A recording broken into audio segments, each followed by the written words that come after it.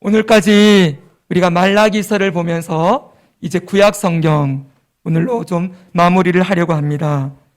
우리가 이 구약 성경 오늘 말라기까지 보게 된 건 우리가 성경이 어떤 책인가라는 것을 처음에 배우기 시작했었지요. 그래서 성경이 하나님이 쓰신 책이다. 이것을 중심으로 해서 하나님이 어떻게 이 성경을 기록하시고 성경 가운데 무슨 말씀을 하시는가 이것을 배우기 위해서 우리가 지난번에 구약 성경 통독하는 순서에 따라 구약 성경 사사기로부터 그리고 열왕기 시대 선지서들 이렇게 보다가 이제 마지막 말라기까지 보게 되었습니다. 자, 이렇게 우리가 지금 오늘 말라기 마지막 구약 성경의 결론의 책이라고 할 수 있는 이 말라기를 한 번 더 살펴보게 되는데 먼저 이런 생각을 한번 하는 것으로 말씀을 시작했으면 좋겠어요. 여러분들이 누군가에게 성경을 가르친다, 성경에 대해서 말해주고 싶다라고 할 때 여러분들은 제일 먼저 무슨 이야기로 시작을 하고 싶으십니까? 누구에게 성경에 대해서 얘기해주고 싶다라고 할 때 무슨 얘기부터 꺼내시겠어요? 어려운 주제이기도 하지요? 네. 그런데 여러 가지 방향들도 있고 생각들이 있겠지만 저라면은 이거부터 시작하면 참 좋을 것 같아요. 뭐냐면 구약과 신약의 뜻에 대해서 설명해 주는 것이지요. 성경은 구약과 신약이 있단다. 그러면서 시작하는 거지요. 괜찮죠, 여러분? 네. 하나씩 좀 띄워주세요, 집사님. 예.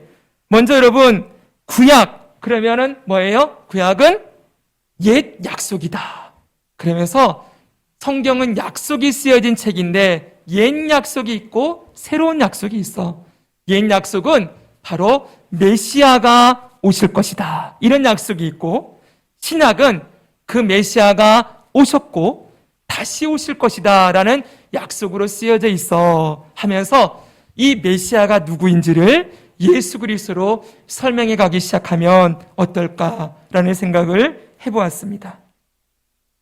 우리가 구약 성경이 오실 메시아가 오실 것이다 라는 그 약속이 쓰여져 있다라고 했을 때 그러면 이 약속이 어디 있는 줄 아니? 그러면서 들이댈 수 있는 근거되는 성경 구절, 메시아가 다시 올 거다라는 약속이 어디 써 있느냐? 구약 성경에 여러 곳에 있지만 그 중에 가장 대표적이고 확실한 말씀이 바로 이 말라기서라는 거예요.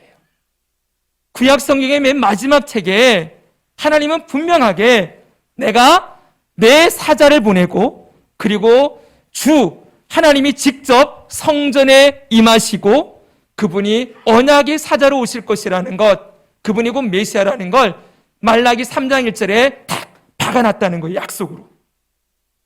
그래서 우리가 계속 지금 보고 있는 이 말라기 3장 1절의 말씀이 이 땅에 메시아가 오실 것이다 라는 하나님의 약속을 보여주는 가장 강력한 증거, 가장 확실한 말씀이라고 말할 수 있습니다.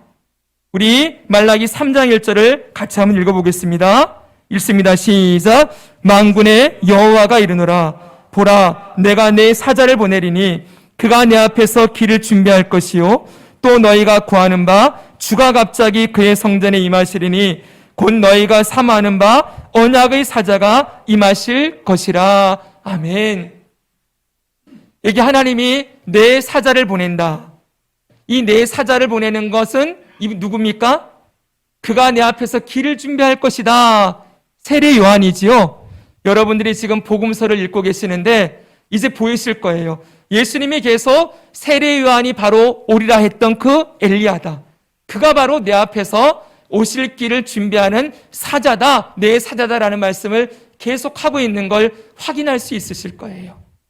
자, 그리고 그 뒤에 주, 곧 언약의 사자가 임하실 것이다. 주는 여호와 하나님 자신을 얘기하는 거고 그분이 언약의 사자로 이 땅에 오신다. 하나님이 이 땅에 언약의 사자로 오시는데 그분이 바로 메시아 예수 그리스도라는 것이지요. 보십시오. 이 구약은 구약 성경의 맨 마지막 책이에요. 이 맨 마지막 책이 구약 성경 39권의 결론이에요. 이 마지막 책에 하나님께서 내 사자도 보내고 내가 직접 이 땅에 임하여서 언약의 사자로 일할 것이다 라는 걸 명확하게 밝혀 놓으셨던 것이지요. 이 약속대로 그 하나님, 그분이 직접 이 땅에 오셨어요. 우리는 삼위일체 하나님을 믿기 때문에 그 성부 하나님이 한 본체이신 자신의 아들 예수 그리스도를 이 땅에 보내셔서 그분이 이 성전이 있는 예루살렘에 임하시고 거기서 하나님의 나라가 가까이 왔다라고 선포하시면서 하나님이 이 땅에 임하셨음을 전하셨지요. 그리고 그분이 그 하나님의 나라에 들어갈 수 있는 구원의 복, 예수 그리스도를 믿음으로 죄가 해결되어지고 하나님의 백성이 되어 하나님의 나라에 들어갈 수 있는 그 복음을 이 땅에 있어서 증거하심으로 그분이 언약을 지키는 약속의 사자, 언약의 사자로서 이 땅에 오셨음을 보여주시는 것입니다. 그래서 예수님의 다른 이름은 언약의 사자예요. 언약의 사자라는 건 우리가 2주 전에 봤었는데 오늘 이제 한 번만 더 봅시다. 이 말씀을 보면은 분명하게 알 수가 있죠. 마태복음 26장 27, 28절에 보니까 예수님께서 성만찬을 향하신 그 자리에서 또 잔을 가지사 감사기도 하시고 그들에게 주시며 이르시되 너희가 다 이것을 마시라. 이것은 죄 사함을 얻게 하려고 많은 사람을 위하여 흘리는 바 나의 피 곧 언약의 피니라. 예수님이 언약의 사자로 오셔서 자기 피로 죄인을 구원하는 구원을 이루시는 분이라는 걸 분명히 밝히셨어요. 누가복음에서는 이렇게도 말씀합니다. 우리 같이 한번 읽겠습니다. 시작. 저녁 먹은 후에 잔도 그와 같이 하여 이르시되 붓는 것이라. 아멘. 읽고 계시는 거죠? 네. 자, 이 잔은 내 피로 세우는 새 언약이다. 옛 언약은 뭡니까? 모세의 율법이에요. 613개의 율법을 지켜야 의롭게 되고 죄를 해결하고 구원받는 것인데 그걸로는 도저히 불가능하니 하나님이 직접 오셔서 그 피로 죄를 사하시고 깨끗하고 의롭게 하여 하나님의 백성을 만드시는 일, 하시는 그 일, 바로 그것을 이 땅에 오는 언약의 사자 메시아가 하신다는 것입니다. 이 메시아가 하시는 일 한마디로 죄를 해결하시는 분이에요. 왜 그분이 죄를 해결하고 오셨는지는 지난 2주 동안 자세히 설명을 드렸기 때문에 생략하겠습니다. 그러면 여러분, 두 번째로 우리가 생각해야 될 게 있어요. 그러면 구체적으로 이 메시아가 언약의 사자로 이 땅에 오실 때 어떻게 그 죄를 다루시는가? 어떻게 그 죄를 다루시는가라고 할 때 우리는 지난주에 첫째로 연단을 통해서 메시아는 죄를 다루시는 분이다라는 것을 배웠었습니다. 우리 다시 말라기 3장 2절 3절을 같이 읽겠습니다. 그가 시작. 그가 임하시는 날을 누가 능히 당하며 그가 나타나는 때에 누가 능히 서리요. 그는 금을 연단하는 자의 불과 표백하는 자의 잿물과 같을 것이라. 그가 은을 연단하여 깨끗하게 하는 자 같이 앉아서 레위 자손을 깨끗하게 하되 은같이 그들을 연단하리니 그들이 공의로운 제물을 나 여호와께 바칠 것이라. 아멘. 잘 보십시오. 이 말씀은 엄밀하게 말하면 하나님의 백성들, 즉 예수 그리스도를 믿고 구원받은 성도들을 향한 말씀이에요. 이 말씀은 세상 나라 사람들에게 선포한 말씀이 아니고 포로 귀한 공동체, 하나님의 백성이라고 말하는 자들에게 하나님이 이 말씀을 주셨다는 거예요. 세상 사람들은 이 말씀에 아무런 상관이 없어요. 그들은 하나님께서 메시아 예수께서 그들의 죄를 다루시기 위하여서 연단하고 훈련하는 일 이런 거 없어요. 어차피 죄를 먹고 마시다가 그냥 멸망 가운데 들어갈 자들이기 때문에 그런 일 하지 않으시죠. 네, 택함 받은 백성들, 구원받은 백성들에게는 반드시 예수 그리스도께서 죄의 문제를 다루시는 연단과 훈련이 있다고 분명하게 가르치고 있는 것입니다. 그렇기 때문에 사랑하는 여러분, 우리의 삶에 여러 가지 고난과 어려움들이 찾아올 때 우리가 먼저 생각해야 될 것은 하나님에게 어디로부터 오는 고난입니까? 어디로부터 찾아오는 시험입니까? 라고 물어보고 여쭤보아야 돼요. 좀 이따가도 얘기했지만 죄를 통한 징계도 있고요. 그 다음에 하나님께서 우리의 죄를 다루시고 그 죄를 이기고 승리하도록 이끌어 가시는 연단과 훈련의 과정도 있습니다. 물론 악한 사단의 시험도 있어요. 네, 많은 경우에 하나님은 우리의 죄를 다루시기 위하여 그의 백성들에게 고난과 연단과 훈련을 주신다는 거예요. 그런데 여러분, 여기서 꼭 기억해야 될 것이 자꾸 죄를 다루신다고 하니까 이 죄를 자꾸 도덕적이고 윤리적인 것으로 접근하면 안 된다는 거예요. 오늘도 우리 허집사님이 기도할 때 우리의 죄를 용서해 주시길 원합니다. 회개의 기도를 했거든요.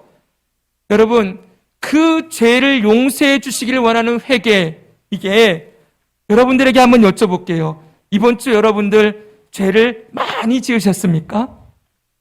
거짓말 많이 하셨어요? 이웃을 많이 미워하셨습니까? 여러분, 한 주 동안 열심히 남들을 속여 먹다가 오셨어요?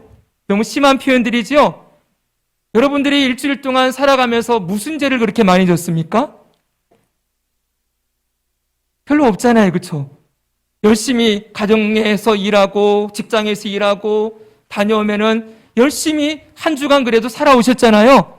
근데 매 주마다 와가지고 하나님 잘못했습니다, 용서해 주세요 라고 말하는 그 회개할 때의 그 죄가 도덕적이고 윤리적인 게 아니라 자기 중심적인 삶을 얘기하는 거라는 거예요. 성경에서 말하는 죄는 언제나 그거예요. 하나님의 주인 되심, 예수 그리스도의 왕 되심, 그분의 뜻을 따라 순종하며 살아가기보다 내가 왕이 되고 내가 주인이 되어 하나님 일주일 동안 한 번도는 아니겠지요. 늘 주님을 묵상하고 그분 앞에 엎드려서 그분의 뜻을 구하고 순종하며 살아가기를 힘쓰는 것이 하나님의 백성의 마땅한 본분인데 그 하나님의 왕되심을 잊어버리고 내 마음대로 결정하고 내 생각대로 살아가고 그냥 나의 만족과 유익을 위해 살아갔던 그 삶에 대한 회개가 주일에 이 자리에서 주님께 드려지는 것이지요. 그러니까 여러분, 죄를 다루신다라고 할 때 이 부분을 그냥 어떤 도덕적인 죄를 다루시는 게 아니라 우리의 자기 중심성,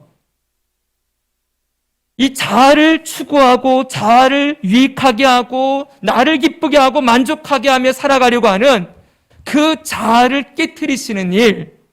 그래서 이제는 내가 아니라 내 안에 계신 예수 그리스도를 위하여 살아가는 삶으로 우리 성도들을 변화시켜 나가시는 그 일이 우리 삶에 일어나기를 소망하며 기도하는 것이 바로 주님께 회개하고 돌이키는 그 기도의 핵심이라는 거예요, 핵심.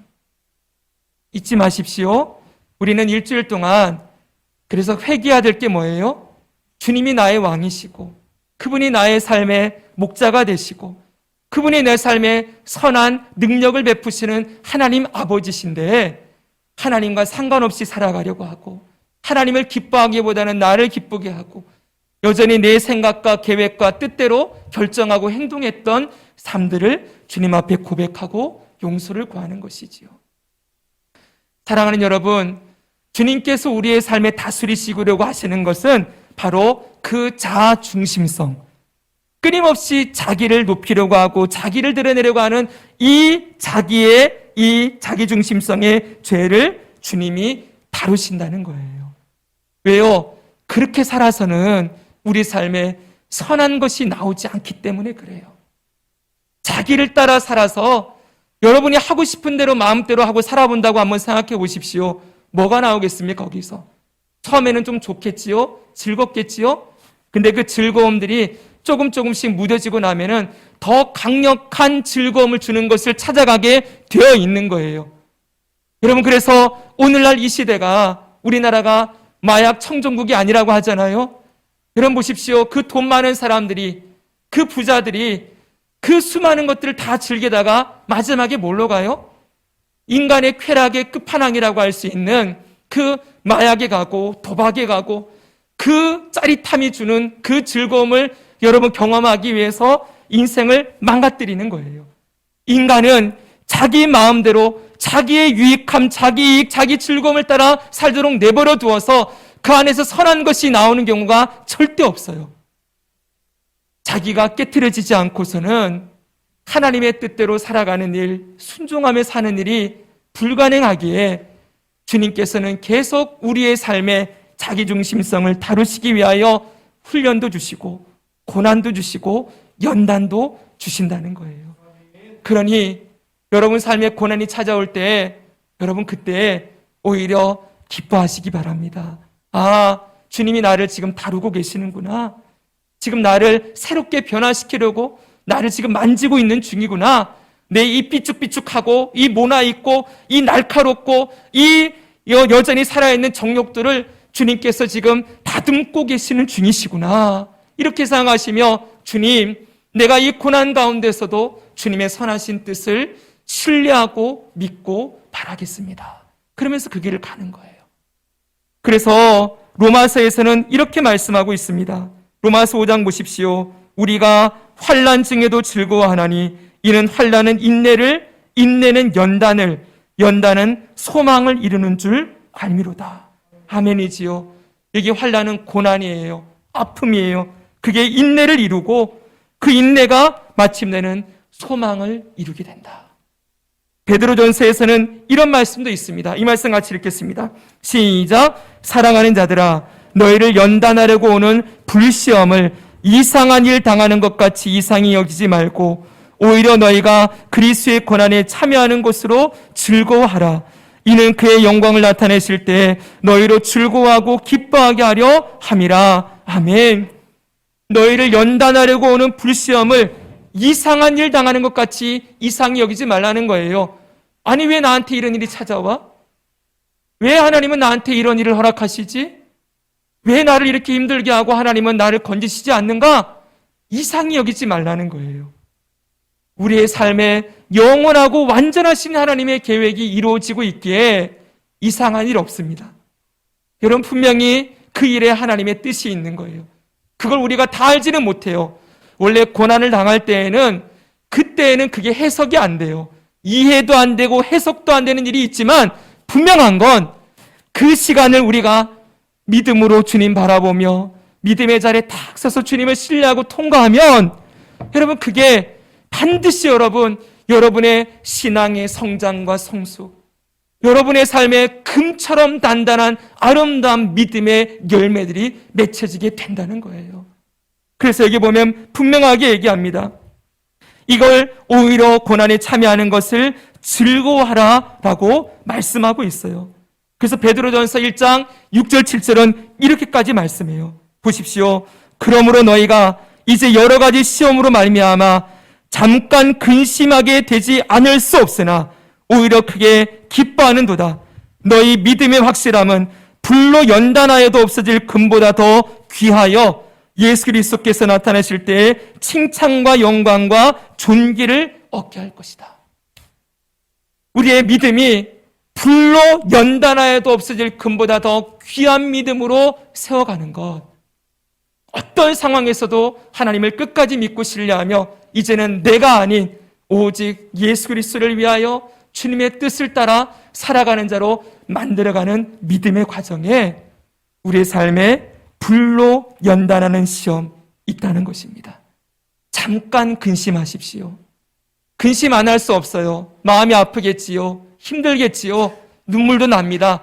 그러나 눈물 그치시고 주님, 내가 그럼에도 불구하고 주님을 신뢰합니다. 주님이 내 삶에 선한 목자가 되시니 나의 삶을 금보다 귀한 믿음으로 만들어 가실 줄 믿습니다. 이 믿음으로 살아가는 자들이 성도라는 거예요. 사랑하는 여러분, 바로 메시아 예수님이 주인된 사람에게는 반드시 이런 연단이 있다. 그러니까 우리가 함부로, 여러분, 우리 교회 가운데 잘못된 사상 중에 하나가 뭐냐면 기복주의라는 게 있어요. 예수님 잘 믿으면 예수님이 복 주시고 잘 안 믿으면은 벌 주신다. 이게 권선징악, 인과응보 사상이 우리 기독교 안에 기복신앙이라는 것으로 들어와서 사람들이 참 오해하는 게 있어요. 저 집이 참 어려운 일을 당해요. 믿음이 좋은데 잘 주님 섬기는데 어려운 일을 당하면 아이고 저 집 뭔가 하나님 앞에 되게 큰 잘못했나 보다. 응? 이러면서 쉽게 판단해 버리는 거예요. 여러분 그러면 됩니까? 안 됩니까? 함부로 그렇게 말하면 절대 안 되겠죠. 그렇죠? 여러분 그 고난이, 그 연단이 무엇으로 주어지는지 우리는 알 수 없잖아요. 만약 여러분들이 지금 신앙생활 잘하고 있는데 연단이 다가오고 고난이 다가온다 그러면 다른 사람이 와서 너 뭐 잘못했어 하나님 앞에? 이러면 여러분들 마음이 얼마나 상하겠어요. 그렇죠 여러분? 그리고 함부로 내가 하나님 위해서 이렇게 했더니 하나님이 나에게 이렇게 큰 복을 줘서 이번에 문제도 해결되고 일도 잘 풀렸다 이렇게 말해서도 안 되는 거예요. 여러분들이 뭘 잘했기 때문에 하나님이 복 주시고 잘못하면 벌 주시고 이런 분으로 일을 하니까 교회 안에서도 어떤 집이 잘 됐다 그러면 그 집안 믿음으로 열심히 살아가더니 잘 됐네, 아주 성공했네 이렇게 말하면 안 된다는 거예요. 우리 삶에 성공도 있고 실패도 있고 가난할 때 있고 부자할 때가 있고 건강할 때 있고 병들 때가 있고 삶의 사이클이 수없이 오르락내리락 할 거예요. 그때마다 하나님이 내가 잘했으니까 이렇게 해주시고 못했으니까 이렇게 해주시고 저 집안은 잘하니까 저렇게 주고 안 하니까 이렇게 되었고 이렇게 말하면 안 된다는 거예요. 우리는 다른 사람의 사정을 몰라요. 그러나 우리는 알죠. 그렇죠? 내 속에 무엇이 있는지 주님이 우리 삶에 다루시는 훈련과 연단이 다가올 때 주님 앞에 다 엎드려서 겸손히 주님 무엇을 말씀하시렵니까? 주님이 지금 나를 무엇을 다루고 계십니까? 주님, 제가 이 과정을 통과하여서 믿음으로 정금 같은 믿음의 사람으로 서기를 원합니다. 저 고난당하는 집안, 어려움을 당하는 집안을 보면서 주님 저 과정을 통과해서 믿음으로 통과하여 정금 같은 믿음의 사람들로 세워지도록 역사해 주십시오. 이것이 마땅히 우리가 기도하고 주님 앞에 해야 될 일이겠지요. 자, 반드시 메시아는 죄를 다루실 때 연단이라는 방법을 통해서 죄를 다루신다. 오늘 두 번째를 얘기하려고 합니다. 메시아 예수께서 죄를 다루실 때 연단만 있는 게 아니에요. 좀 어려운 얘기예요. 심판도 있다는 거예요. 뭐도 있다고요? 심판도 있으시다. 죄에 대한 징계라는 거예요. 징계. 여러분 오늘 5절을 읽어보십시오. 5절을 읽어보니까 이렇게 말씀합니다. 내가 심판으로 너희에게 임할 것이라. 점치는 자에게와 간음하는 자에게와 거짓 맹세하는 자에게와 품꾼의 삭세에 대하여 억울하게 하며 과부와 과를 납치하며 나그네를 억울하게 하며 나를 경외하지 아니하는 자들에게 속히 증언하리라. 만군의 여호와가 말하였느니라. 아멘. 여기 보면 내가 심판하러 너희에게 임할 것이라 그랬죠? 여기도 보세요. 하나님 말씀하시네 내가 임한대요. 근데 실제로 이 땅에 오신 분은 하나님이 성부 하나님이 아니라 성자 예수님이 오셨지요? 성자 예수님이 이 땅에 오시는 걸 하나님이 내가 간다 이렇게 말씀하신다는 거예요. 성부 하나님이. 그러니까 삼위일체 하나님이라는 걸 분명하게 확인할 수가 있지요. 그런데 여기 보면 하나님이 이 땅에 임하시는데 뭘 하러 오신대요? 심판하러 오시겠다. 여기서 우리는 중요한 걸 하나 깨달아야 돼요. 우리는 예수님 생각하면 예수님은 구원자라고만 생각해요. 우리를 구원하시는 분. 그러나 예수님은 심판자로도 이 땅에 오셨습니다. 여러분들이 지금 복음서를 읽고 계시는데 예수님이 이 심판은 정확하게 뜻을 보면은 정의, 공의예요. 그러니까 공의를 행하신다라는 게 심판이라는 거예요. 공의가 뭡니까? 잘한 건 잘했다 칭찬하고 못한 건 잘못했다 책망하는 게 공이죠? 그렇죠, 여러분? 예수님이 오셔서 칭찬만 하십니까? 아니죠. 바리새인들을 향하여서 얼마나 예수님이 강하게 말씀하세요. 이 독사의 자식들아, 회칠한 무덤과 같구나. 너희가 사람의 계명은 지키고 하나님의 계명은 저버렸구나. 이 외식하는 자들아, 분명하게 그들의 속에 있는 죄악들을 드러내시고 책망하시는 것을 볼 수가 있지요. 예수님은 이 땅에 심판자로 오셨어요. 공의를 행하는 분으로. 그러므로 여러분, 우리가 예수님이 우리의 삶을 다루실 때 잘못한 건 잘못했다 말씀하시는 분이라는 걸 잊으면 안 돼요. 여러분의 자녀가 잘못된 길로 갈 때 분명히 잘못한 건 잘못했다 책망해야 되겠죠. 그렇죠? 벌해야 되겠죠? 가르쳐야죠. 예수님을 무조건 사랑의 하나님, 은혜의 하나님, 용서의 하나님으로만 이해하면은 하나님의 징계를 우리가 받아들일 수가 없어요. 그러나 하나님은 분명히 그 사랑하는 자식을 징계하는 분이시기 때문에 우리의 삶에 잘못된 죄의 부분을 다루실 때 연단, 훈련도 주시지만 때로는 아픈 채찍도 때리신다는 거예요. 여기 보면은 이 하나님이 다루시는 7가지 죄악이 나와요. 7가지 죄악 보면은 첫째는 점치는 자, 둘째 간음하는 자, 뒤로 거짓 맹세하는 자, 품꾼의 삭슬, 억울하게 하는 자, 과부와 고아를 압제하는 자, 나그네를 억울하게 하는 자, 하나님을 경외하는 자들, 이들을 심판하시겠다, 징계하겠다는 거예요. 그런데 여러분, 여기도 주의해야 될 것이 이 말씀이 세상 사람을 향한 말씀이 아니라는 거예요.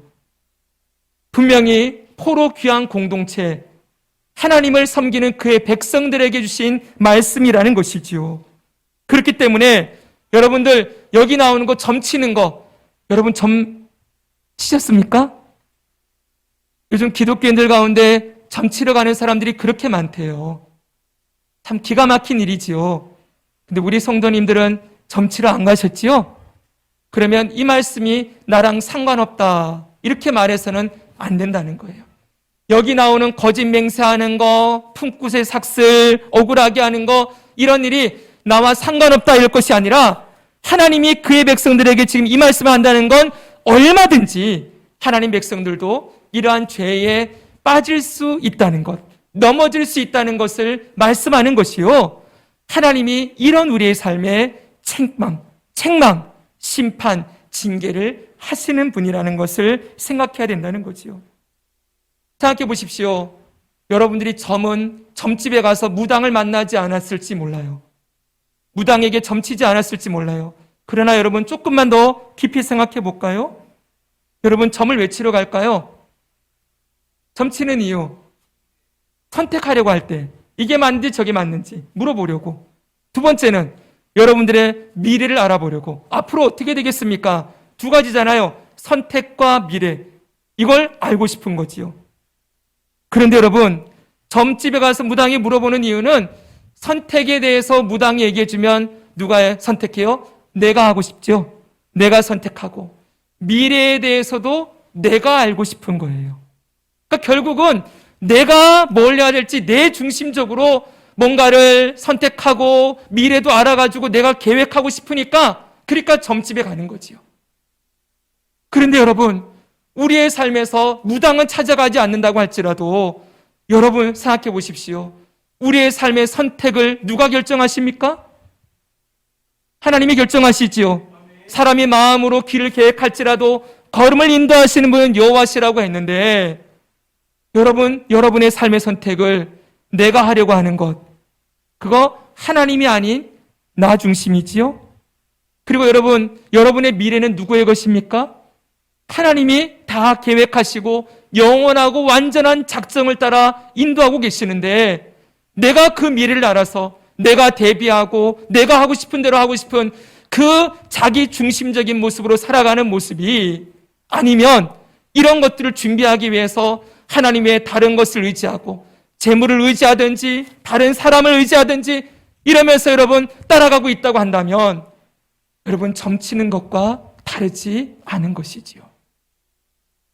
그렇지 않습니까, 여러분? 하나님이 아닌 다른 것에 내 미래를 맡기려고 하는 거예요. 하나님이 아닌 다른 것에 내 선택을 맡기려고 하는 거예요. 하나님은 하나님 외에 어디에도 여러분의 삶을 맡기고 의지하는 것 정말 싫어하시는 거 알고 계시지요? 매주 수요일마다 열왕기서를 강해하고 있어요. 여러분들이 한번 들어보시면 거기 역대의 이스라엘의 왕들이 하나님이 아닌 다른 것을 의지하려고 하는 것, 하나님이 너무나도 싫어하시는 것 분명하게 확인할 수 있어요. 여러분, 그 다음들도 마찬가지입니다. 간음하는 자, 우리가 실제적으로 가가지고 음란하고 그리고 간음하고 살진 않았을 때 알지라도 예수님 말씀하십니다. 여자를 보고 음욕을 품는 자마다 이미 간음하였느니라. 이 음란과 이 정욕과 이 수많은 이 추한 죄들이 가득한 이 땅에서 우리가 우리의 마음을 빼앗기고 마음을 생각을 빼앗기고 있다면 그것도 주님이 다루어 주셔야 하지요. 사랑하는 여러분, 그 다음에 뭡니까? 품굿의 삭슬, 거짓 맹세하는 것은 약속을 신실하게 지키지 않는 거예요. 헛 약속을 남발하는 거지요. 나는 그래도 그냥 말은 예스라고 하지만 결국은 지키지 못하고 지나가는 일들, 우리가 얼마든지 그럴 수 있지요. 그 다음 보세요. 품굿의 삭슬 억울하게 하는 것, 고아와 과부 나그네를 억울하게 하는 것, 이런 거 여러분 하셨습니까? 고아와 과부 억울하게 대하셨어요? 품굿의 삭슬 여러분 세상 말로 하면 삥땅 친다 그러죠? 삥땅 치셨습니까? 그런 거 안 하셨지요? 그러면 하나님 저는 이런 거 안 했어요 라고 여러분들이 대답할 수 있을지 몰라요. 우리는 항상 말씀을 대할 때 잘 들어보세요. 소극적으로 대하려고 그래요. 나는 안 했으니까 괜찮아. 그런데 여러분 이 말씀을 좀만 적극적으로 한번 생각해 보십시오. 이 말씀을 내가 안 한 것으로 끝내는 것이 아니라 그럼 여러분 고아와 과부를 돌아보는 일을 하셨는가? 가난한 자, 억울한 자, 병든 자를 돌보는데 일에 여러분의 물질과 시간과 마음을 들여서 그 일을 하셨는가? 여러분 안 했다고 나는 괜찮아 그게 아니라 이런 자들을 우리가 어떻게 대하고 살아가고 있는지까지 보아야 한다는 거예요. 그래서 우리는 마태복음 25장의 말씀을 절대로 우리는 잊어버리면 안 돼요. 여기 보십시오. 제가 쭉 적어놨어요. 여러분과 한번 이 말씀 그냥 말씀만 읽어도 될 것 같아요. 제가 먼저 읽습니다. 인자가 자기 영광으로 모든 천사와 함께 올 때에 자기 영광의 보좌에 앉으리니 모든 민족을 그 앞에 모으고 각각 구분하기를 목자가 양과 염소를 구분하는 것 같이 하여 양은 그 오른편에 염소는 왼편에 두리라. 그때 임금이 그 오른편에 있는 자들에게 이르시되 내 아버지께 복받을 자들이여 나와 창세로부터 너희를 위하여 예비한 나라를 상속받으라. 그 다음 읽어주세요. 내가 시작.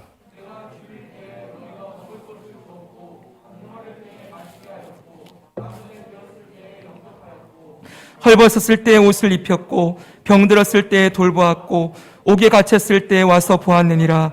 이에 의인들이 대답하여 이르되 주여 우리가 어느 때에 주께서 줄이신 것을 보고 음식을 대접하였으며 목마르신 것을 보고 마시게 하였나이까. 그 다음 보세요. 그랬더니 뭐라고 말씀합니까? 임금이 대답하여 이르시되 내가 진실로 너희에게 이르노니 너희가 여기 내 형제 중에 지극히 작은 자 하나에게 한 것이 곧 내게 한 것이다. 그 다음도 말씀합니다. 41절부터 또 같이 읽습니다. 시작. 또 왼편에 있는 자들에게 이르시되 저주를 받은 자들아 나를 떠나 마귀와 그 사자들을 위하여 예비된 영원한 불에 들어가라. 내가 줄일 때 너희가 먹을 것을 주지 아니하였고 목마를 때 마시게 하지 아니하였고 나그네 되었을 때 영접하지 아니하였고 헐벗었을 때 옷 입히지 아니하였고 병들었을 때 옥에 갇혔을 때 돌보지 아니하였느니라 하시니 그들이 대답하되 주여 어느 때 우리가 그거 안 했습니까? 그랬더니 임금이 대답하되 여기 이 지극히 작은 자 하나에게 하지 아니한 것이 곧 내게 하지 아니한 것이라. 그들은 영벌에 의인들은 영생에 들어가리라. 이 말씀을 오해하면은 행위 구원으로 오해할 수 있어요. 열심히 선을 행하고 구제하고 베풀었던 것 그걸 보고 누구는 천국에 들어가고 그거 안 한 사람은 지옥에 들어간다. 이 말씀이 절대 아니에요. 정말 예수 그리스도를 주주로 모시고 살아가는 자들은 이런 삶의 열매들이 나와야 한다는 걸 가르치는 거예요. 그러니까 이런 말씀을 우리에게 대할 때 이거 안 하면 지옥 가는구나 이렇게 생각하지 말라는 거예요. 이게 하나님이 지옥 갈 정도로 심각하게 다루는 문제이구나. 우리 삶에 그냥 나만을 유익하고 내 유익과 만족을 위해 살아가고 내 정욕과 기쁨, 맨날 내 성공, 우리 자식 잘 되는 거, 내 미래의 안정과 평안함 이것만을 보고 살아가는 자로 살아가는 것 하나님이 정말 미워하시는구나. 그렇게 자기중심적으로 살아가는 이 세상 가운데 그리스도인들이라면 헐벗고 굶주리고 병들고 옥에 갇히고 아파하는 자들을 위하여 예수님을 대하는 것처럼 섬기고 그들을 향하여 나의 물질과 시간과 재능과 에너지와 힘을 사용하며 나누며 살아야 되는 게 마땅한 일이구나. 그걸 가르치기 위하여서 이렇게 말씀하시는구나. 당연히 이런 열매가 나와야 된다는 거예요. 사랑하는 여러분, 여러분들이 품꾼의 삭슬 억울하게 한 일이 없다 할지라도, 여러분들이 과부하고를 압제하는 일이 없었다 할지라도 나는 안 했는데요. 하나님 앞에 가서 그러고 있으면 안 된다는 거예요. 주님 물으실 거예요. 내가 내게 준 시간과 재능과 물질을 너 뭘 위해서 사용하며 살았느냐? 먼저 그의 나라와 그의 의를 위하여 이제 하나님 나라가 뭔지 배웠지요? 여러분, 여러분의 삶에 예수님의 통치가 임하는 삶으로 여러분들의 물질에 예수님의 통치가 임하고 여러분의 시간에 예수님의 통치가 임하고 여러분의 힘과 재능에 예수님의 통치가 임해서 이제는 나의 만족과 유익이 아닌 주님의 뜻대로 사용하며 살아가는 일들이 바로 하나님의 나라를 이루어가는 삶에 있어야 한다고 가르치시는 것이지요. 사랑하는 여러분, 이 말씀들 깊이 묵상하면 이 항목들 하나하나가 우리의 삶 속에서도 얼마든지 범할 수 있는 죄들이에요. 만약 우리가 이렇게 살아가고 있다면 점치는 자, 간음하는 자, 거짓 맹세하는 자, 억울하게 하는 자, 압제하는 자로 살아가고 있다면 여러분, 지금 예수님께서 우리에게 뭐라 말씀하실까요? 회개하고 돌이키라 말씀하시지 않겠습니까? 사랑하는 여러분, 우리의 삶에 예수님은 회개하고 돌이키라 오늘도 말씀하시는 분이에요. 여전히 죄악의 길을 걸어가고 있는데 그냥 괜찮다, 아무 말도 안 하고 그냥 내버려 두고 있으면 그건 정말 사랑하는 게 아니지요, 여러분. 죽을 길로 가고 있는데 그냥 내버려 두고 있으면 아무런 관심이 없으면 그건 사랑이 아니지요. 사랑의 반대의 말은 미움이 아니라 무관심이라 그랬잖아요. 하나님이 우리를 사랑하세요. 예수님이 저와 여러분들을 사랑하세요. 그러니 무관심으로 대하지 않는다는 거예요. 잘못된 길로 가면 얘야 거기로 가면 안 된다. 너 거기는 죽음의 길이야. 거기는 반드시 망하게 돼 있어. 돌아와라. 너 지금 그 일 멈춰야 돼. 너 마음을 고쳐 먹어야 돼.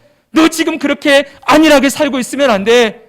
정신 바짝 차리고 깨어서 내가 지금 주님의 뜻 안에 있는지 너 좀 돌아보고 내가 너의 삶에 원하는 것을 네가 듣고 행하며 순종하며 살기 원한다. 사랑하시기에 우리에게 말씀하시지요. 그래서 여러분, 하나님은 반드시 우리의 죄를 다루시는 분이다. 그래서 히브리서에서는 우리를 징계하시는 분이라고 말씀하고 있음을 보게 됩니다. 사랑하는 여러분, 잘 보십시오. 히브리의 말씀은 그냥 지나가겠습니다. 저와 여러분의 삶을 결코 완전하지 않습니다. 우리 중에 넘어지지 않거나 실패하지 않는 사람이 누가 있겠습니까? 그런데 하나님은 우리가 어떤 존재라는 걸 너무 잘 알고 계세요. 여러분들이 자녀를 키울 때 이 아이들의 성격도 다르고 개성도 다르고 어느 게 약점인지 어느 게 강점인지 다 알지요? 그것처럼 하나님이 우리가 어떤 존재인지 우리 각 사람을 다 알고 있어요. 어디에 잘 넘어지는지, 뭐 잘하는지, 뭘 좀 부족한지. 그렇기 때문에 하나님은 우리를 다루실 때 반드시 그냥 내버려둬서 네 혼자 잘하라 이게 아니라 부족한 것 채워주시고 약한 것 강하게 하시고 잘못된 것 고쳐주시고 그리고 여러분 고쳐야 될 것들은 고칠 수 있도록 인도하시는 일을 반드시 하고 계신다는 거예요. 그래서 오늘 5절 말씀에 내가 심판하러 너에게 임하리라 라고 말씀하신 하나님이 6절에 이렇게 말씀해 놓았어요. 6절 봅시다. 나 여호와는, 읽겠습니다. 시작. 나 여호와는 변하지 아니하나니 그러므로 야곱의 자손들아 너희가 소멸되지 아니하느니라. 아멘. 저는 이 말씀 읽으면서 할렐루야를 외쳤어요. 맞습니다. 하나님이 그런 분이시군요. 보십시오. 나 여호와는 변하지 아니하니 야곱의 자손들아 너희가 소멸되지 아니하리로다. 변하지 않는 게 뭐가 변하지 않는 거예요? 하나님의 신실한 사랑이 변하지 않는다는 거예요. 절대로 버리지 않으신다는 거예요. 이들의 죄를 심판해서라도, 잘못된 죄를 징계해서라도 하나님이 하고자 하는 일은 뭐예요? 소멸하지 아니하리로다. 너희 절대 없어지지 않아. 너희는 끝까지 내 백성이야. 너는 끝까지 내 사랑하는 자녀란다. 내가 너 절대 없애지 않을 거야. 절대로 망하게 두지 않을 거야. 여러분, 이게 하나님의 마음이에요. 그 범죄한 이스라엘, 매 수십 번 수백 번을 반역한 이스라엘 향하여 하나님이 그토록 하시는 말씀은 내가 메시아 보낼 거야. 메시아 보내서 너희들의 죄를 다룰 거야. 그러므로 말미암아 너희가 결코 죽지 아니하고 소멸되지 않을 거다. 이게 하나님이 하시고자 하시는 결론이라는 거예요. 오늘 하나님의 신실한 사랑이 보이십니까? 우리의 삶에 이 영원한 계획, 이 변함없는 사랑이 이루어지고 있습니다. 그래서 여러분, 예수님은 이 땅에 오셔서 외치는 게 뭐예요? 회개하라. 이거부터 말씀하시는 거예요. 회개하라. 천국이 가까웠느니라. 그러니까 말라기서의 결론은, 구약성의 결론은 회개하고 돌이키라는 거예요.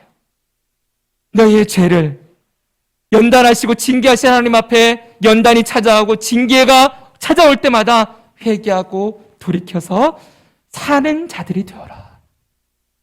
예수님이 오셔서 회개하라. 천국이 가까웠느니라 말씀하시지요. 이제 말라기서의 결론을 보겠습니다. 이 말씀 읽고 정리합니다. 4장 1절 2절. 만군의 여호와가 시작. 만군의 여호와가 이르노라. 보라, 용광로 불같은 날이 이르리니 교만한 자와 악을 행하는 자는 다 지푸라기 같을 것이라.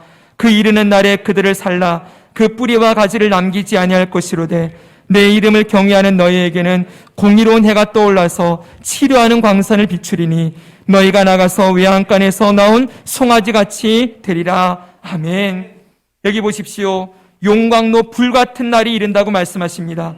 바로 예수님이 이 땅에 오시는 날이에요. 재림 때가 아니고, 예수님이 다 오시면 하나님의 권위와 왕권을 가고 오셔서 잘못된 자들 회개하라. 천국이 가까웠느니라 하면서 심판을 선포하세요. 그리고 누구든지 회개하고 예수님 앞에 돌아오는 자는 구원을 얻는 생명의 복을 허락해 주시지요. 그러나 끝까지 교만하고 악을 행하는 자, 예수님 받지 않고 회개하지 않는 자들 다 지푸라기 같이 태울 것이라고 말씀해요. 그러나 그 뒤에 보십시오. 2절 보니까 내 이름을 경외하는 너희에게는, 하나님의 말씀 앞에 겸손하게 떨며 엎드리는 자들, 그들에게는 공의로운 해가 떠올라서 치료하는 광선을 비출 것이다. 여기 공의로운 해, 치료하는 광선, 이게 뭘 의미하냐면 복잡한 해석은 다 내려놓고 공의로운 해는 예수님 얘기하는 거예요. 예수님이 공의로운 해같이 떠올라서 바로 치료하는 광선, 빛을 비추시겠다. 우리의 죄를 몰아내고 연약함을 새롭게 하는 일, 그 일을 바로 이 땅에 오시는 예수님께서 하시겠다라고 말씀하고 있는 것입니다. 결국 예수님의 구원의 약속으로 말라기는 결론을 맺고 있어요. 사랑하는 여러분, 이것이 구약 성경의 결론입니다. 오늘 저와 여러분의 삶에 필요한 것이 뭘까요? 당장 눈앞의 현실을 보면 돈도 필요하지요? 건강도 필요합니다. 이런저런 문제의 해결도 필요하고 앞으로도 수많은 것들이 필요해요. 그런데 조금만 더 생각해 보세요. 그건 있다가도 없고 없다가도 있습니다. 지금 우리 삶에 필요한 건 조금 더 많은 돈이나 어떤 문제의 해결이 아니라 우리의 뭘 다루시는 게 필요해요? 우리의 죄된 본성을 다루시고 우리를 고치시는 치료와 회복이 필요합니다. 아멘이시죠? 여러분 가정에 지금 필요한 건 다른 게 아니에요. 집이 필요하고 자동차가 필요한 게 아니라 정말 여러분의 가정에 캐캐 묵어있는 그 죄의 본성들, 자기중심적으로 살아가고 부부 사이에, 부모와 자녀 사이에 철저하게 이 땅에 있는 자기의 정욕과 이 땅의 가치로 살아가려고 하는 그 죄된 본성들을 깨트리시고 다루셔서 예수님만이 전부입니다. 예수님이 나의 소망입니다. 주님이 완전한 계획으로 나의 삶과 우리 가정을 다루시고 계십니다. 찬양하며 기뻐하는 일들이 여러분의 삶에, 여러분의 가정에 일어나기를 원하시고 계시는 거예요. 사랑하는 여러분, 지금 우리의 삶에 필요한 건 예수님의 치료와 회복입니다. 다시 주님 앞에 돌아갑시다. 돌아가서 주님, 나를 불쌍히 여겨주세요 라고 할 때, 여러분 지금 비록 연단 가운데 있다 할지라도, 징계 가운데 있다 할지라도 결코 너희가 소멸하지 아니하리라. 하나님의 사랑은 변함이 없으십니다. 그 사랑의 손길로 우리들을 늘 인도하시는 예수님 앞으로 나아가 예수님이 바라시는 그 치료의 광선, 그 생명의 빛을 우리가 날마다 받고 우리의 삶의 어둠이 떠나가고 죄악이 끊어지고 자기가 깨트려지고 예수님의 생명과 회복과 구원이 풍성하게 임하는 그 복된 삶을 예수 그리스도를 통하여 풍성하게 누리며 살아가는 저와 여러분이 되기를 주 예수님의 이름으로 축복합니다. 아멘.